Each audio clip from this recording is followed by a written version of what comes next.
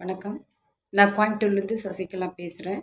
நான் பாரம்பரியத்தில படிச்சிருக்கேன். 10 years back நான் பாரம்பரியம் படித்தேன். நான் ஒரு அஸ்ட்ராலஜிஸ்ட் கூட கன்சல்டிங் என்னோட பொண்ணுக்காக பார்க்க போகும்போது, அ அவரு சொன்னாரு, "அவளுக்கு ஏதோ ப்ராப்ளம் இருக்கு. 1,00,000 ஆகும் செலவாகு.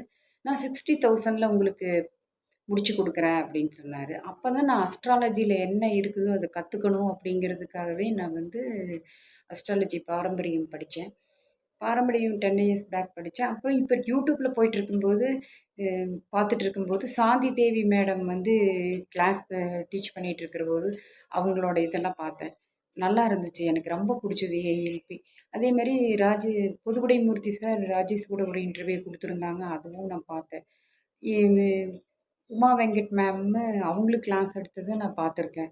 அது எல்லா வீடியோஸும் நான் கொஞ்சம் ஃபாலோ பண்ணும்போது பார்க்கும்போது எனக்கு ரொம்ப கத்துக்கணும்னு ஆசையா இருந்தது.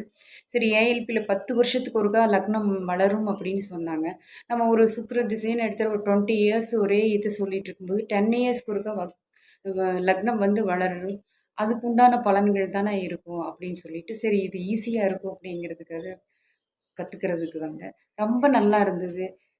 சாந்தி தேவி மேடம், உமா வெங்கட் எல்லாருமே எல்லா டீச்சர்ஸுமே நல்லா கத்துக் குடுத்தாங்க. எல்லா குருமார்களுமே நல்லா கத்துக் குடுத்தாங்க அங்க இருக்கு.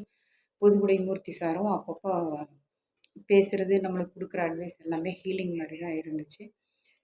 கோச்சஸுமே நம்ம எத அனுப்பிச்சோம்னாலும் உடனே அதுக்கு ஒர்க் அவுட் பண்ணி உடனே அனுப்பிச்சு விட்டுருவாங்க. நம்ம தவறு இருந்தாலும் உடனே திருத்தி இப்படி இல்ல, இப்படி சொல்லணும். இண்டிவிஜுவல் அட்டென்ஷன் கேரிங் ரொம்ப சூப்பர்வா இருந்தது.